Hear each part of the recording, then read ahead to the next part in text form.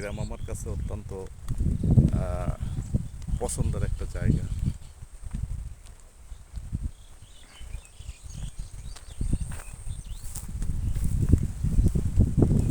আমি এখন একটা তাল গাছের নিচে আছি, তাল গাছটা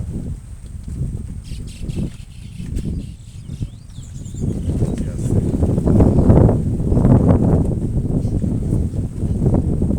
এটা হলো ফরিদপুর সদরপুর, আটরশি। আটরশি আমি একটা প্লেন মধ্যে আসছি।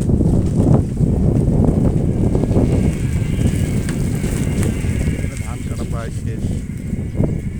তো ধান কাটার ছবি তো সবাই দেয়, বিলের ছবি কয়জন দেয়? তো বিলের ভিউটা নেওয়ার জন্য আসলে মূলত আসা, যে এই বিলটা দেখে আসি।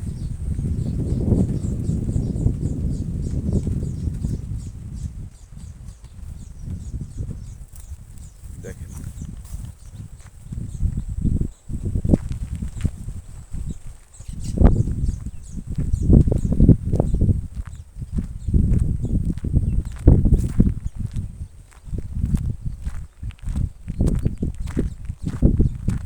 প্লাস্টিকের ড্রাম দিয়ে নৌকা বানাইছে। এই নৌকাগুলো দেখেন, এই যে নৌকা,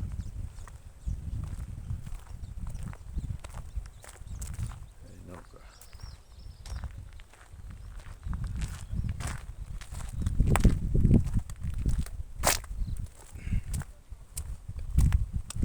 রোদ।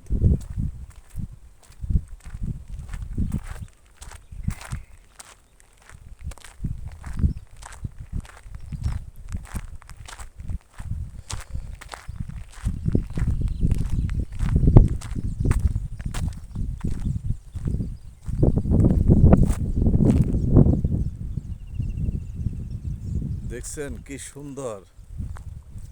অবশ্যই এখন একটু রোদ, বিকালে হয়তো আর একটু ভালো লাগতো। তো আমি যেহেতু চিনি না এদিকে খুব একটা, অটোওয়ালা বলছি যে ভাই আমাকে এমন একটা জায়গায় নিয়ে যান যে জায়গায় গেলে আমার ভালো লাগবে। তো উনি আবার জিজ্ঞেস করছে কোত্থেকে আসছেন, বললাম ঢাকা থেকে আসছি। আর কোথায় আসছেন? তো বললাম যে এই সদরপুরেই আসছিলাম, আটরশি।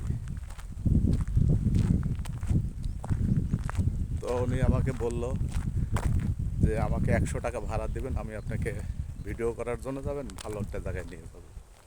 তা আসলে 100 টাকা দেওয়া আমার সার্থক। তবে বিকালে আসলে আমার মনে হয় ভালো হতো। যেহেতু এসেই পড়ছি, বিকাল আর সকাল,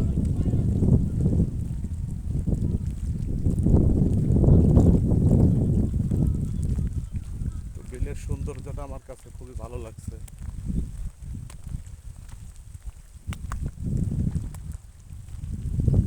বিলের মধ্যে মাছ আছে, প্রচুর পরিমাণ মাছ আছে।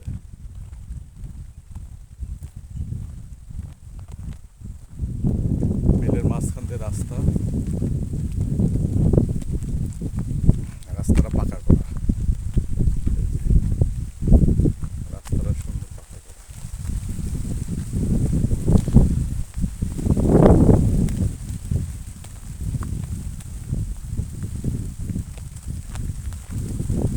রাস্তার দুই সাইড দিয়ে কলা গাছ আছে, এই যে কলা ধরছে দেখেন।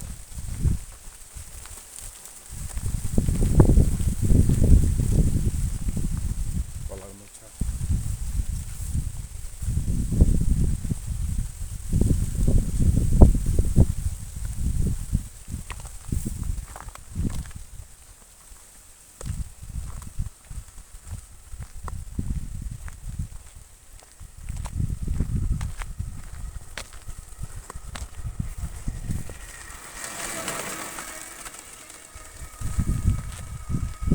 সুন্দর বাতাস।